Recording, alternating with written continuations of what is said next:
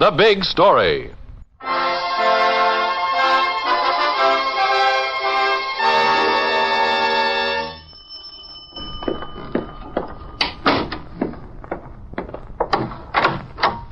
Well, Mrs. Stone, mighty nice of you to come. I wouldn't miss it for the world, Etta. Your ma's birthday and her being the oldest person in Seneca. How is she? I'll have to ask you not to come in. Not that she's sick, of course, just a little indisposed. Oh, I'm sorry. Mrs. Layton sends regards and my daughter baked these muffins. She'll be delighted and so sorry she can't see you. And give her all our love. 90 years old, the poor dear soul.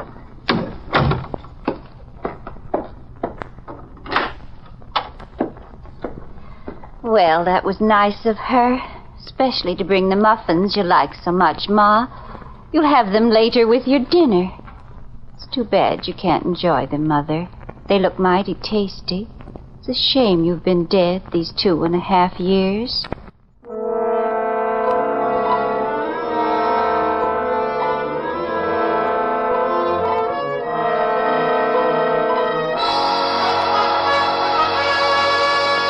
Hiawatha, Kansas. From the front pages of the Hiawatha, Kansas Daily World comes the story of a small-town reporter who proved there are things more tragic in this world than murder.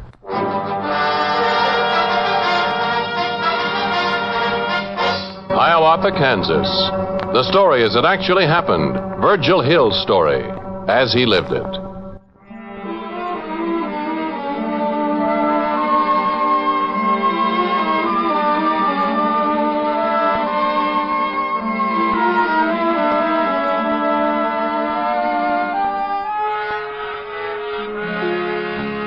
Your paper, Verge Hill, the Hiawatha Daily World, services a community of maybe 7,000. 2,000 in Hiawatha itself, 4,000 scattered in surrounding Brown County, and the rest scattered in Nemaha County adjacent. This is the Kansas Corn Belt, and you write everything that goes into the paper, from the lead through the golden wedding announcements, through the classified ads. And all the big news there is or has been for the past 2 months is the weather. 102. Mine says 104. And bad jokes about the weather and the corn crop. The humor of men in desperation. Well, we ought to make 100 bushels this year. You're crazy. Corn? 100 bushels this year? Oh, I didn't mean 100 to the acre. I meant 100 to the county. And those 2 notes, the temperature and the bad corn joke, are page 1 until, like a sour, hot wind, the rumor of the story from Seneca, Nemaha County begins coming in. I hear tell the old lady was going on 90. And she had her laying there like that all the time? She kept her partly in a trunk. And the rest of her, I can't even talk about it.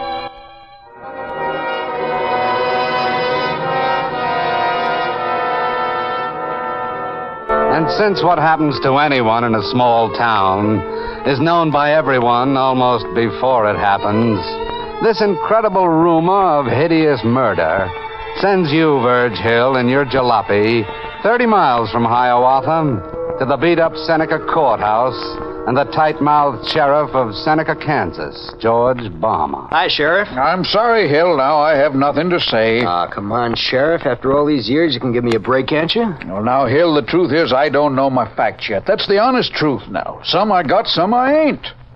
Murder's a pretty serious accusation to make, and I ain't making it. And a murder charge against a woman going on 55. Name? Etta Herkimer. Well, now, that's something I ain't ready to put in words until I know. Well, just could I talk to her, Sheriff? When I know, you can see her. Now, I'll make you a promise, Hill. You'll be the first one, but not till I know. Well, how can I find out what happened? Oh, now, Hill, you know how a small town is, same as I do. Go on out and ask and look. There ain't much way to hide what's going on in a small town, now, is there?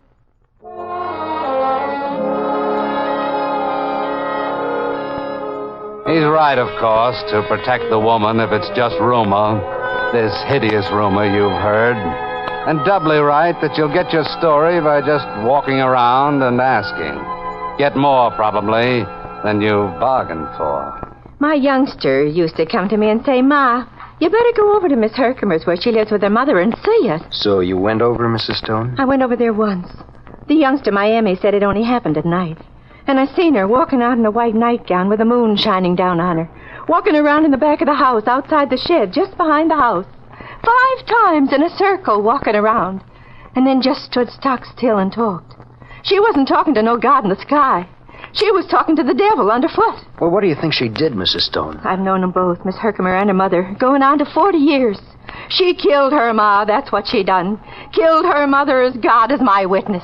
With minor variations in the horror, the townfolk tell the same story.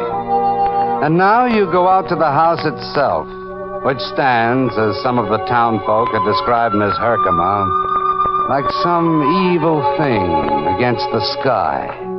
A house of horror, impenetrable. 2 guards from the sheriff's office planted there like trees, and not admitting anyone. Just an unpainted, black, frame house, shades drawn. A building of mourning, like some evil thing, apart from everything else in this ordinary Kansas landscape. So, back you go to the sheriff's office. Now, look, Sheriff, it's been 5-6 hours now. You've got to tell me something. Well, I'm as good as my promise. You mean I can see her? No, I don't mean that. I said I'd let you in on it. Now, I'm going out the house, and since I got to take one reporter man with me, you can be that one. You said you were going to let me see her. I said when I knew something, I'd give you a break. Well, what are you so touchy about? Well, just come on, and you'll see.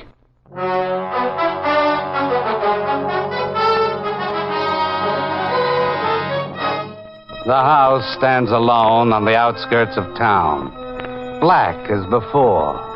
But now that you're close, you see it's the black of dirt, the black of unpainted wood, the decay of decades.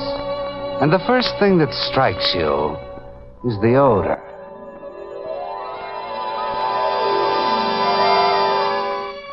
There are 2 rooms, apart from the small kitchen.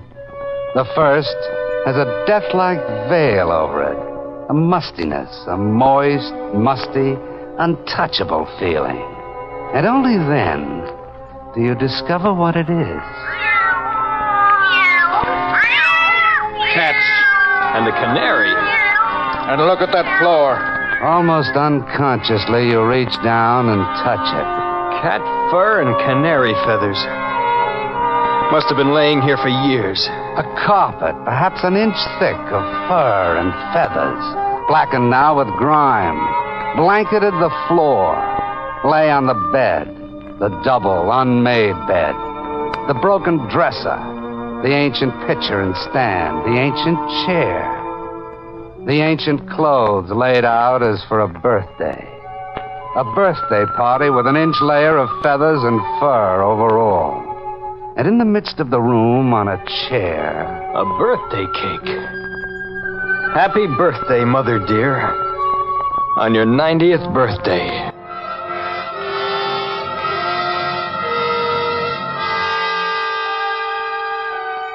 the second room is almost no room. No window can be seen, no walls discerned, no furniture.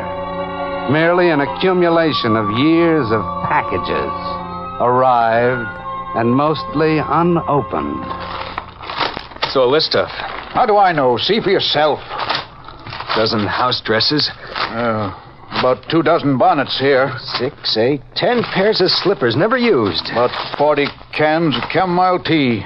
Raspberry jam, homemade preserve brand. Slips, Shoes, veils, canary seed. cat food. Must be half a case of birthday candles. Sheriff, did you notice? Yes, I saw. They're all addressed to her mother, Mrs. Letty Herkimer. All addressed to the mother. And all unopened. You breathe in deeply of the fresh air in the 6 feet that separates the house from the shed. But if the air in the house was moist and dank and somehow morbid, what can you say about the shed?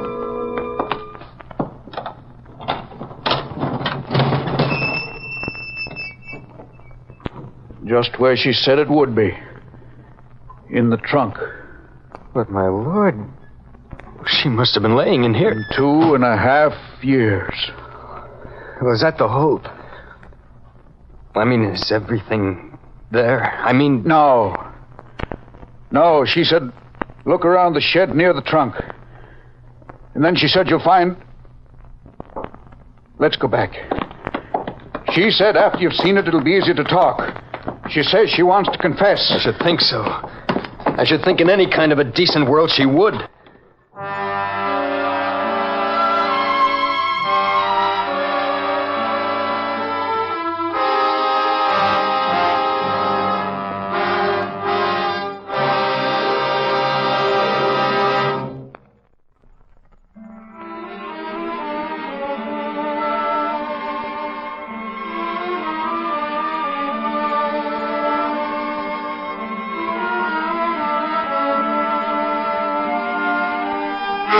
This is Cy Harris, returning you to your narrator and the big story of Virgil Hill as he lived it and wrote it. The temperature outside is 101. But inside the cell, it must be about 110. And she sits, only a part of her face and little wisps of hair visible. She sits under a huge blanket, shivering. It's Edgar Allan Poe and all the horror stories you've ever read, rolled into one soft-spoken, thin, incredible voice. I killed my ma, and I gotta die. 5 gaudy rings are on her fingers. She twists them with trembling hands as she talks. I'm 55. Mother was just 35 years older. In her last years, she wasn't well. There were times I thought she was losing her mind. There's nothing to say. And you and Sheriff Balmer, the only two in the humid room, don't realize that you stand there shivering as well, expectant and tense, feeling no matter what is said, it cannot possibly be out of place. I bought those things because those were the things she liked. The chamomile tea and the raspberry jam, the homemade preserve brand, and the slippers without the heels and the canary seed. Always be sure there's enough to feed the birds, Etta, she said. The gold watch ticks on her throat, and its tiny sound is enormous against her pauses. And then after a while, she was on the bed for a long time. I put her in the trunk, but she didn't entirely fit. Why should I talk about it? I told you what I did. I killed my mother. I killed her. I gotta die. I gotta die. Why do you keep me waiting? Only just promise me one thing. When I go, that I have a grave, please, next to hers.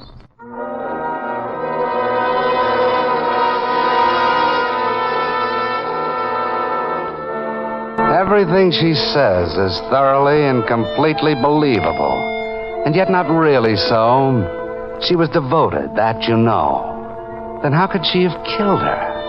This was a small town, smaller even than Hiawatha. How could she have kept hidden for so long the fact of death, of murder, of a body kept 2.5 years in a shed? Weird? Yes. Hideous, yes, but something else, something more. And that sends you out of the stifling room and into the quiet Kansas town. First to the postman, the man who brought her daily mail. The man who first discovered it. Queer. I always knew she was queer, her and her mother. But then I began to get my suspicions. Why was that? Well, sir, her mother, Mrs. Herkimer, that is, she was a widow from the Civil War. She was one of the few in the county as gets the Civil War pension. So I always made a fuss delivering it. You know what I mean? Yeah. Well, you got to sign for that pension, the check, that is. The party getting it, that is. For her, that is. Well, I would bring it, and generally she'd sign it, but starting a while back. Mama's too sick now, Mr. Hilliard. Mama's laying down now, Mr. Hilliard.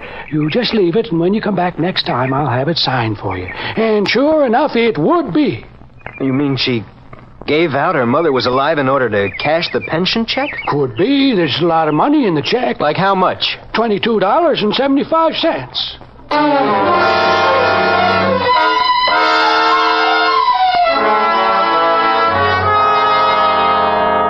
She'd always come and buy her groceries and general merchandise here? That's right. Never went nowheres else. Matter of fact, nearest other general store's over a mile away. Well, what did she buy? Well, she was buying that chamomile tea. She used to say, you keep a good stock of that chamomile tea, 'cause that's the kind my mother likes. And size 38 house dress. Couldn't keep enough size 38 house dresses for her. And jam? Nothing but raspberry and strawberry preserves. Kept saying as how her ma wouldn't eat no other jam. Imagine, that poor old lady laying dead there for 2.5 years.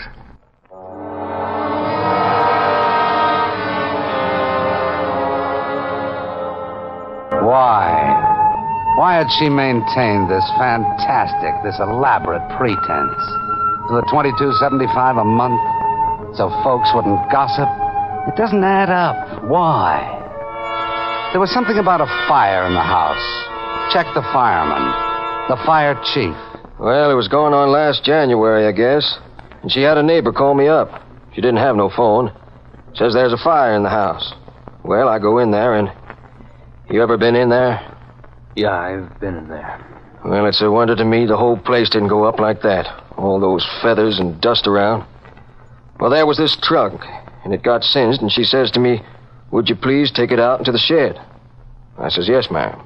She says on account of something very precious of Mother's is inside. That's what she said? That's right. See, what was inside? Don't you know? No. Well, just leave it alone. Just tell me one thing.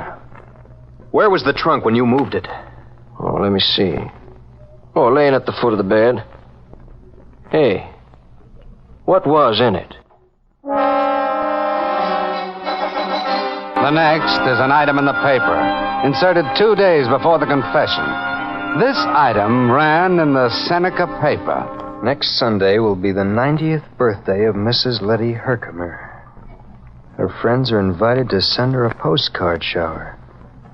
Mrs. Herkimer's unable to walk, but sits up each day in her chair and eats all her meals with her daughter. And the next day, the following announcement inserted in the same paper.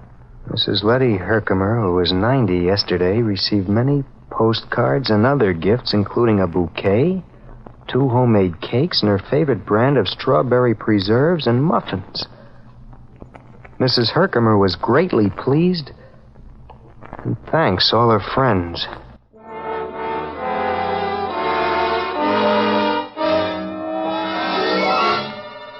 You were the last person to call at her home, Mrs. Stone? Well, when she told me that the poor soul wasn't fit to receive people, wasn't feeling up to it, she said, I walked away. But I kind of walked back and looked in, and I saw her. Etta, that is, standing in the shed and talking, with a cup of tea in her hand to the trunk.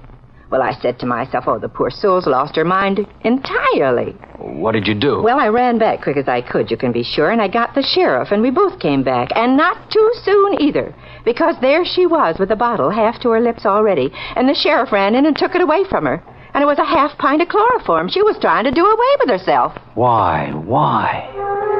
The woman kills her mother, keeps the body in the house for 2.5 years, buys clothing for her, shoes, canary seed, inserts notices in the paper, thanks guests for calling. Not only the lie, but the extent of the lie. Why? And so you go back to the house to find, if possible, the answer. And there on the bed, under the pillow, you find scraps of paper written on with pencil, bound together with a rusty safety pin. A diary. Something not even an Edgar Allan Poe would ever have dreamed up. And then, back to our cell. Why do you torture me? Why do you keep me waiting? I said I killed her and I've got to die. Why? Let me read you something. Mother is so sick. Poor Mother. Her pain is terrible. Mother is so sick. If only something happens, please let it happen. Yes, she was. She suffered so. I prayed that it would come quick, but it didn't. Last night I put Mother to bed at about 11 o'clock, but she couldn't sleep. And she said she was frightened. And she said, darling, stay with me tonight. I'm frightened. Yes, she was very frightened. I said, Mother, I've not slept in so long. Let me into the other room to sleep. Yes, that's right. That's what I said. And then about 12, I looked in to see how she was, and she was sleeping on her left side. And the doctor said she shouldn't sleep on her left side, and I said to myself, if I don't turn her over, maybe the pain will go away. Maybe she won't ever have pain again. But I didn't go in and turn her over. I let her lay like that, and it killed her. But it didn't. It didn't, Miss Herkimer. I spoke to the doctor. I spoke to more than one doctor. They all said it didn't make any difference which side she lay on. She had come to her natural end. I killed her. I left her like that, and I killed her. And the reason you signed the checks with her name was to get the money for her, things she'd have wanted. Just things your mother would want. Yes. You never spent any of the money for yourself, but only on things that your mother wanted. That's right, never a cent. And then when you started it, pretending that she was still alive, you couldn't stop. And at night, you used to walk out at night because you didn't want to leave your mother alone in the shed. Isn't that right? Yes. And you talked to her. You told her what you were going to get for her. And you did it because it was the only way you knew to make up to her, because you thought you killed her. As God is my witness, that's the truth. Miss Herkimer, you didn't kill anyone. Your mother died a natural death, and all you did was act that way because your conscience bothered you so, because you felt you'd neglected her. When you hadn't. You didn't kill anyone. I didn't? No. You didn't kill anyone. What you say is the truth. If only I had been able to say it, I wouldn't have had to do what I did, would I? No, you wouldn't.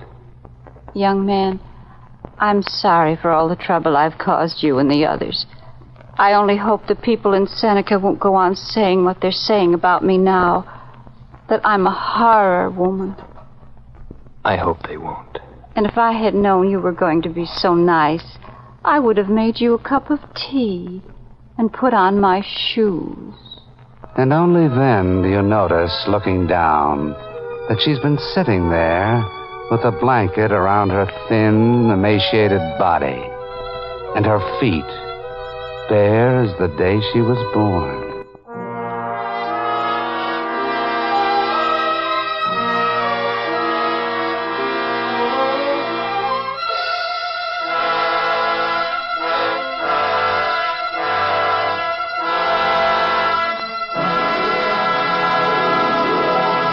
Now we read you that telegram from Virgil Hill of the Hiawatha, Kansas Daily World. Etta Herkimer, a broken woman when released, rejected by her townspeople, was never able to live down her reputation as a horror woman. She died broken-hearted a little less than 4 years later.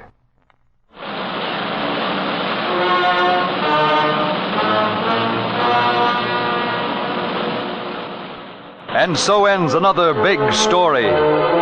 In order to protect the names of people actually involved in tonight's authentic big story, the names of all characters in the dramatization were changed with the exception of the newspaper reporter.